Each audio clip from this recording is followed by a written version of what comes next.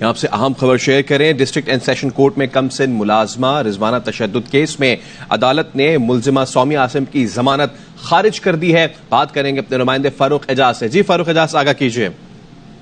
جی، کم سن ملازمہ تشدد کیس میں جو ملزمہ ہیں سومیہ عاصم، ان کی ضمانت خارج کر دی ہے عدالت نے، اور جیسے ہی اب عدالت سے باہر آئیں گی سومیہ عاصم، انہیں عدالت کے باہر سے گرفتار کر لیا جائے گا۔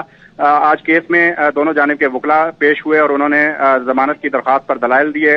7 روزہ عبوری ضمانت پر تھی سومیہ عاصم، اور آج جو وکیل صفائی ہیں انہوں نے دلائل دیتے ہوئے یہ کہا کہ آئی او کی جانب سے جو حقائق ہیں ان پر بہتر انداز سے تفتیش نہیں کی گئی، اور جس بس اسٹینڈ سے جو بچی تھی انہیں بس پر بٹھایا گیا وہاں سے ویڈیو حاصل نہیں کی گئی، اور اس کے علاوہ جو فون کال کا ریکارڈ تھا وہ بھی حاصل نہیں کیا گیا، اور حقائق کو چھپایا جا رہا ہے اور ون سائیڈڈ انویسٹیگیشن کی جا رہی ہے۔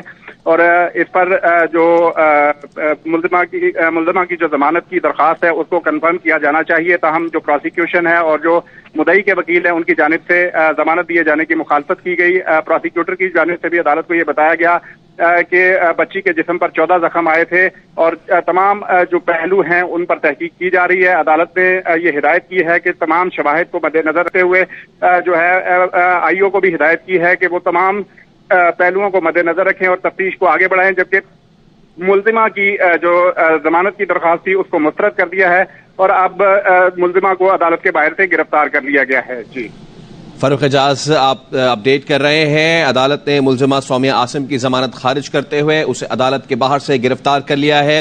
ڈسٹرکٹ اینڈ سیشن کورٹ میں کم سن ملازمہ رضوانہ تشدد کیس، اور عدالت نے ملزمہ سومیہ عاصم کی ضمانت خارج کرتے ہوئے اسے عدالت کے باہر سے گرفتار کر لیا ہے۔ ڈسٹرکٹ اینڈ سیشن کورٹ میں کم سن ملازمہ رضوانہ تشدد کیس، عدالت نے ملزمہ سومیہ عاصم کی ضمانت خارج کر دی ہے اور اسے عدالت کے باہر سے گرفتار کر لیا ہے۔ انیشلی انہیں جو ہے وہ ضمانت ملی تھی، لیکن اب وہ ضمانت خارج کر دی گئی ہے اور اب انہیں گرفتار کر لیا گیا ہے۔ فاروق اعجاز، کیا کیا ہوا ہے اب تک ذرا بتائیے گا اس تمام تر کیس میں، کیونکہ شروع میں تو انہیں ضمانت بھی مل گئی تھی، لیکن اب جو ہے انہوں نے گزشتہ 2 دن پیش ہوئی جے آئی ٹی کے سامنے، 2 مختلف بیانات انہوں نے دیے، اور اب جو ہے عدالت نے انہیں گرفتار کرنے کا حکم بھی دے دیا، انہیں گرفتار بھی کر لیا گیا۔